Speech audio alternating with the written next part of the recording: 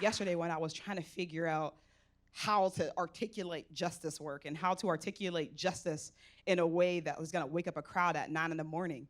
I was just at a loss because I feel like I've always been fighting. But now I don't know if I was fighting for justice at all, to be completely honest. I feel like I've been seeking justice and looking for justice. But when I was thinking about it last night, I realized I don't know what justice is. I've never even seen justice. I know what injustice is. I've always dealt in injustices. So I got involved in politics because of injustice. I went to law school because of injustice. And Nathan said that I should talk about my life, and I don't always do that because even when I think about justice, justice isn't about me. When you do justice work, it's supposed to be selfless. But I recognize that my whole life story has informed kind of this pursuit of it. I grew up, black. I grew up black and a woman.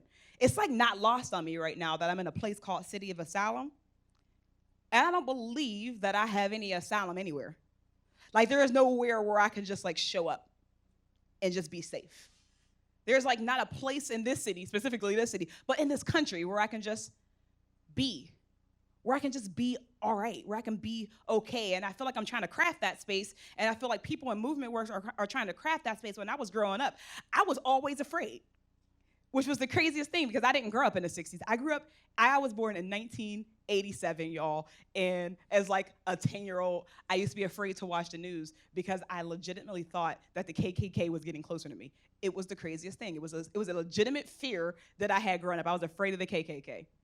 Because when I was growing up in school, all I'd ever heard about is like the serious stuff when it comes to blackness, like the scary stuff when it comes to blackness. I spent like my whole life trying to craft out some identity, and I just wasn't getting it from anywhere. All I was ever getting is kind of the negative, the negation, which is why even when I talk about justice, it's still coming from the negation of injustice. I never really knew who I was. I knew who I wasn't. And I thought I knew who I couldn't be. And I'm like, I need to sit down because I prefer sitting down, y'all. Ooh, I'm gonna sit right here.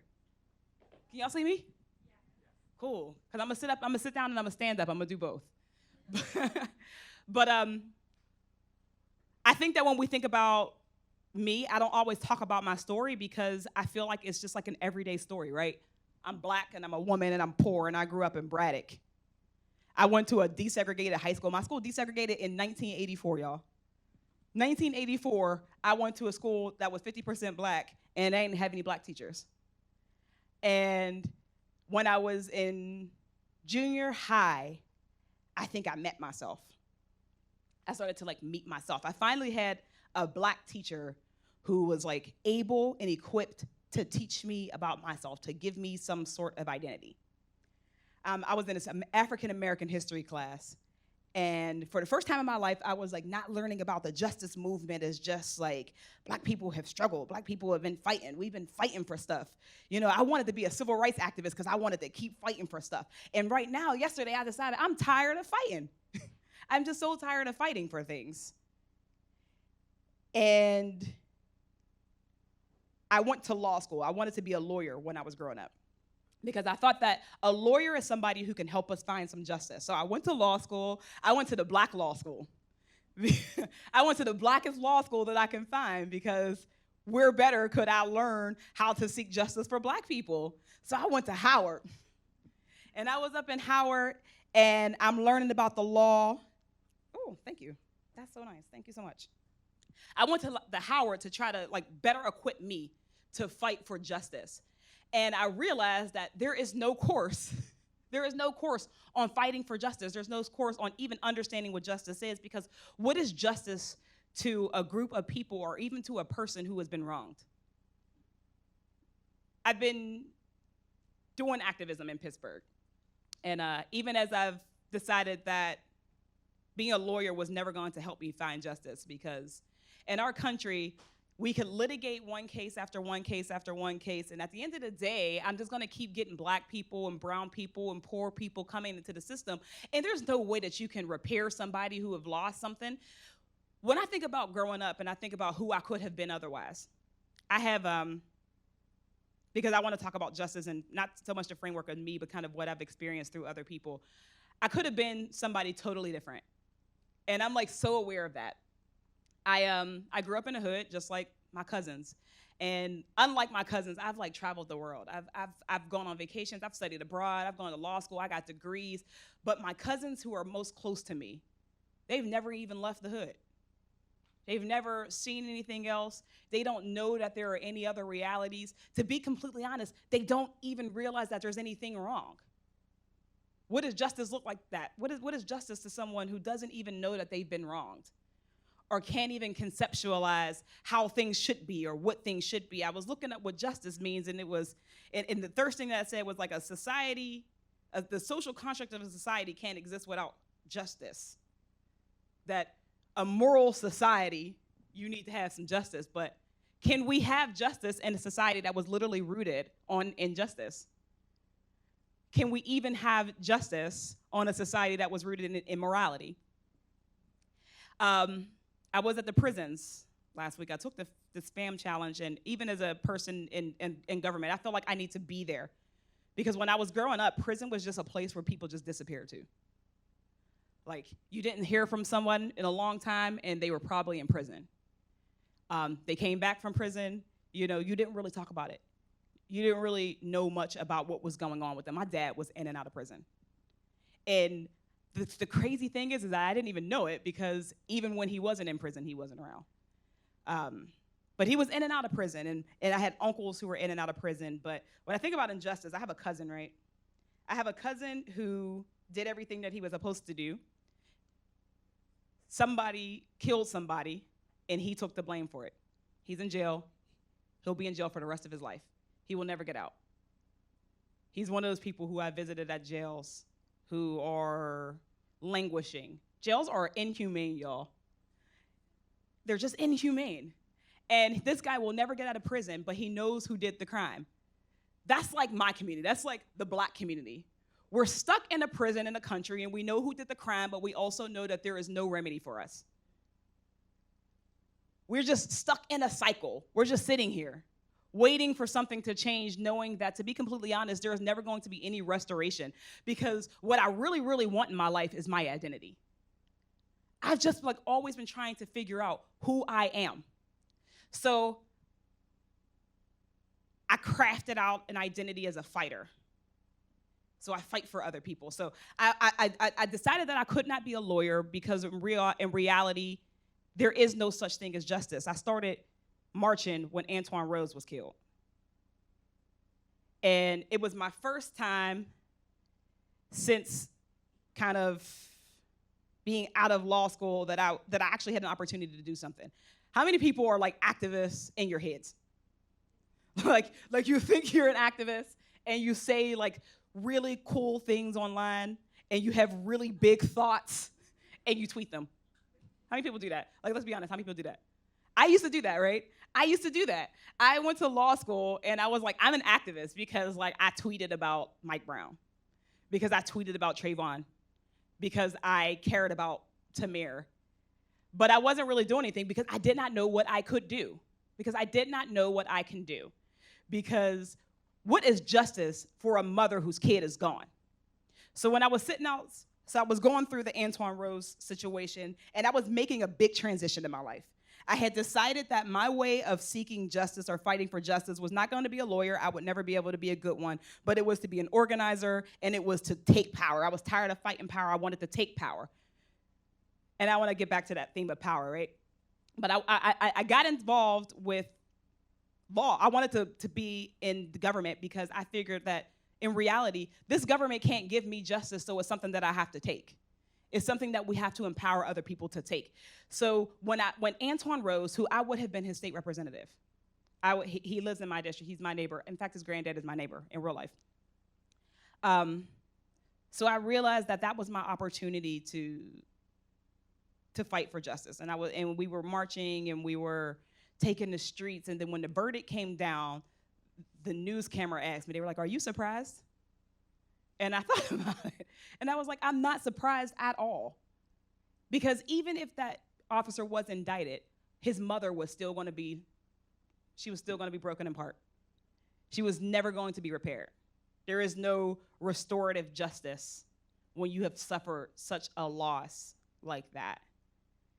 So when I was thinking about justice yesterday and why I do what I do, I had to move away from the word justice. Because I think that sometimes in our communities, maybe I'm not looking for justice. I started to think maybe I'm not looking for justice. I have been so mad. I grew up mad. I grew up mad and feeling hopeless and feeling like, what can I really do to change my lot in life? And anger is a really good thing to organize. It's a really easy thing to organize, but it's very destructive. It's very destructive because here I am in a country where I don't feel like there is anything that they can do because what I'm really looking for is my identity. And what I'm really looking for is actually freedom. Because I don't want justice. So I want to move into the next part of this talk to talk about what justice is and what I'm fighting for. So back to my Twitter handle, I'm fighting for racial justice, economic justice, environmental justice, and social justice. And I don't know what any of those things are. And I don't know, and I found out yesterday that I don't know what any of those things are. Racial justice, in reality, if we are going to have a just society, why I'm in government right now, because if we're going to have a just society, we have to really start talking about what does justice look like to people who have been stolen, to people who have lost everything, and not just slavery, not just getting taken, not just that. Even as we move on, even as we look at our prison system, what does justice look like? Justice is so reactionary. I feel like we're being so reactionary. When I was in the prisons, and I was seeing, and I'm meeting women literally who are birthing children and being separated from them immediately. I met mothers in this prison who got 24 hours to be with their children, and they were pushed back into a cell. That's like America, right? Because we start thinking about like the immigrant crisis at the border, but this is literally in the fabric of our country. It happens every single day in our prison systems, it happens every single day in our communities. People from our communities who've been taken and we will never see them again, or we don't know how they are. So I am a prison abolitionist. I believe in prison abolition, and it's one thing that I've had to like reconcile. Because when we're talking about real justice, we kind of got to move to the radical part. Because I think some people think about justice as we should just like repair it. We should say sorry. Sorry is not justice. Sorry is not justice. If our government says sorry to people who have been taken, that's not going to fix it. That's not going to fix us. What we really need is power, and we need freedom. So I'm not fighting for justice anymore, right? I'm fighting for power, and I'm fighting for freedom now. I believe that one of the biggest ways to do that is through government. I really felt that if we have representation and if people have access to power, then we'll be able to start doing something about our lives. So for the first time, I stopped being that Twitter activist, and I really had to figure out where was my role in this justice movement. So I decided that my role is in empowering other people. It's in never sharing my own story, because my story is just one small slice. It's really looking at how we can empower the whole, how I can empower people who look like me and sound like me and act like me and come from neighborhoods like me. Where do we even start? When I ended up going to the state house, I'm only the first Black woman from Western Pennsylvania to ever be elected. We've never had a, thank you. So we have never had a Black woman serve in Congress at all. We've never had a Black woman from the state house from this side of the state. We've never had a woman at all serve as a senator. And the people who dole out justice aren't us. How are we ever going to get justice from somebody who doesn't even understand our plight? So in my time since being elected, my whole goal was not to get elected myself. My goal was to like get Black people elected. That was the first thing that I thought I can do. I was like, how do I get Black people elected so that we can start doing government different, so we can start doing politics different? Because realistically, justice is just politics. Justice is politics, just like education is politics, just like everything else that we do in life is politics. So I thought the biggest injustice, next to stealing our identities, the biggest injustice was making people like me feel like politics is not something for us. It's making us feel like power is not something that's attainable to us. Because if you can convince people who are oppressed, people who we have inflicted some injustice on, if you can convince them to feel like politics is bad, that power is bad, that power is inherently negative, then you can keep on inflicting injustice on them. Because in my community, we look at politics real funny. People don't want to be politicians in good communities. Because in good communities, politician means bad, politician is corrupt, politician means someone who exploits somebody, and that's not what we want in our communities. But we're in this conundrum where we have the system is what it is. The system is what it is.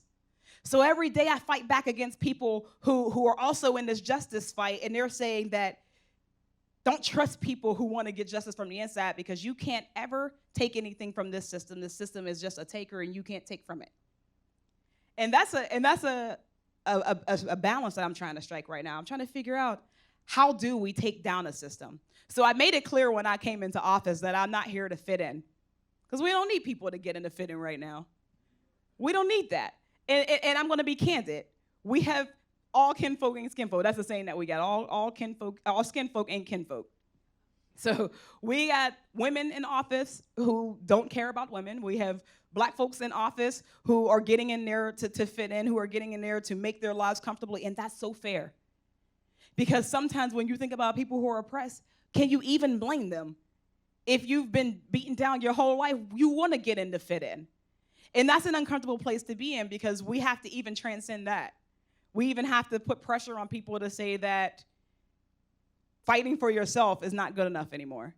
If in 2019 and moving into 2020, if we really got an opportunity here to really start to change things. But let's be clear, because Jasiri mentioned it. We're never going to be a post-racial society. There is no such thing as post-racial America. It just doesn't, it cannot exist, because America is race. Because everything about America, the fabric of America, is race, is gender, is sexuality, is all of these things. We cannot get rid of that. So the question is how do we balance that? The question is how do we find some sort of fairness or equality in that, recognizing that realistically we're never going to get what was stolen from us. We're never going to get what was lost from us. There is no restoration from people who have been hurt. So how do we use the power that is inherently ours? How do we empower each other to now take stuff back to create the society that we want? And that's what I'm looking to do. So we got like 3 women elected. We're trying to start a revolution, because we know that revolution is going to be.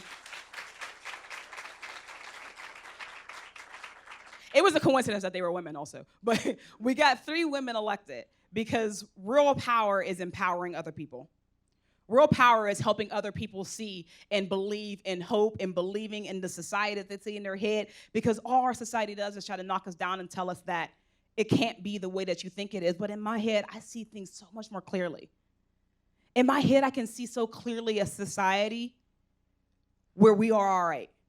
I can see the society where there is maybe not a justice, but there is some sort of equality, where there is some sort of freedom.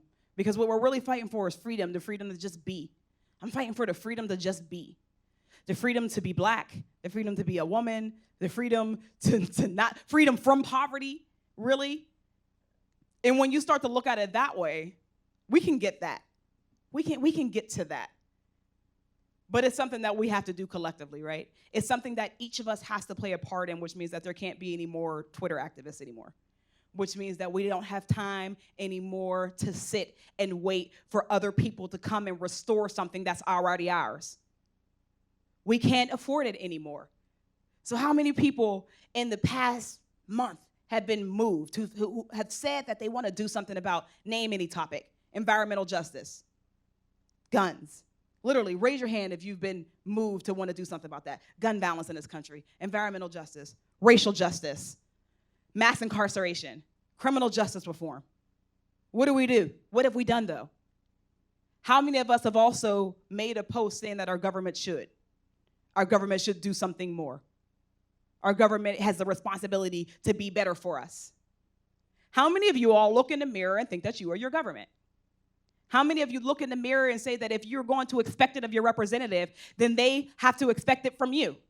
That if we really want to do something about the border crisis so that we don't need, so that we can actually be an asylum for folks, so that we can actually have a country that's a refuge for folks, that maybe your Twitter rage, while righteous, is not going to be enough. That we will open the border when you say to do it.